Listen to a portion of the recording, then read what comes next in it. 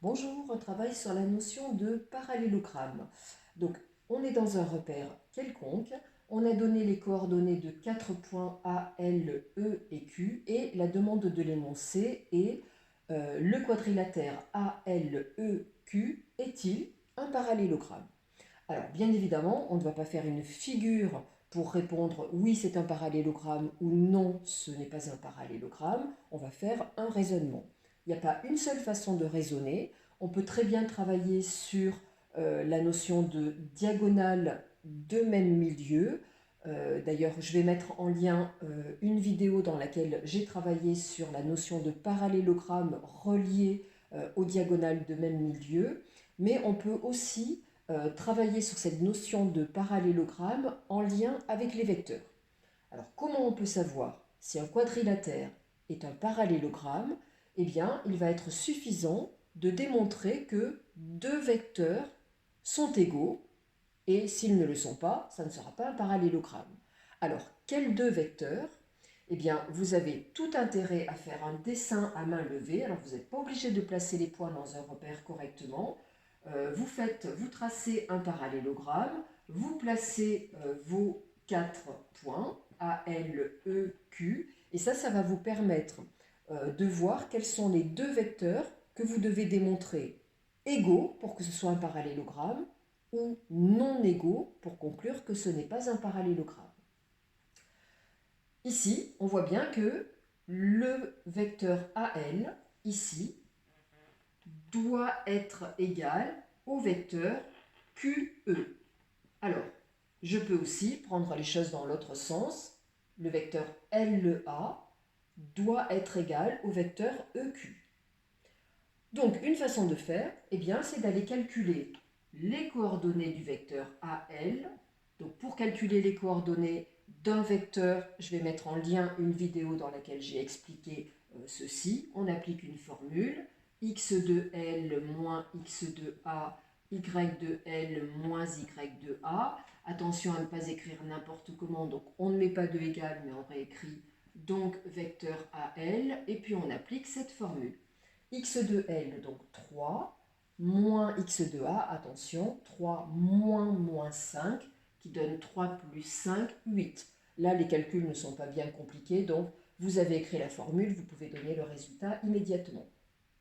L'ordonnée, y de L moins y de A, donc 2 moins 4, ce qui fait moins 2. Donc voilà les coordonnées de ce vecteur. Vous allez calculer les coordonnées du vecteur QE.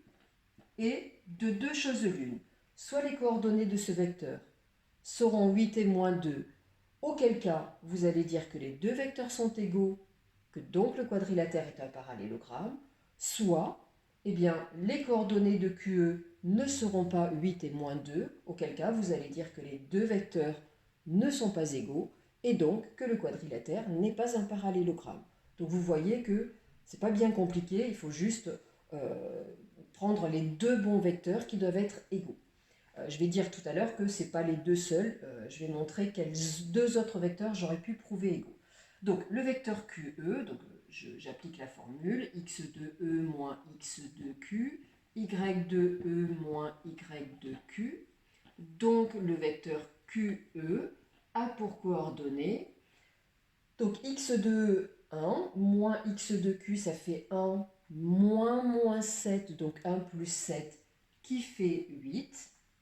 Et puis, y de E moins y de Q, moins 2, moins 0, qui donne moins 2.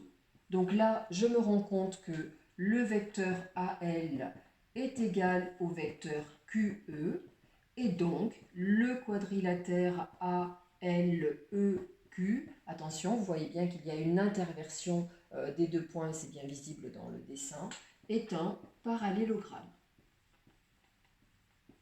Voilà, donc c'est une méthode avec les vecteurs très performante.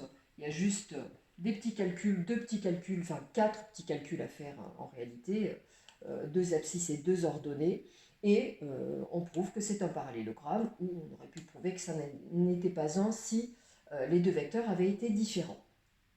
On aurait très bien pu choisir deux autres vecteurs que ceux-là. Par exemple, on aurait pu démontrer que le vecteur AQ est égal au vecteur LE, où QA égale EL.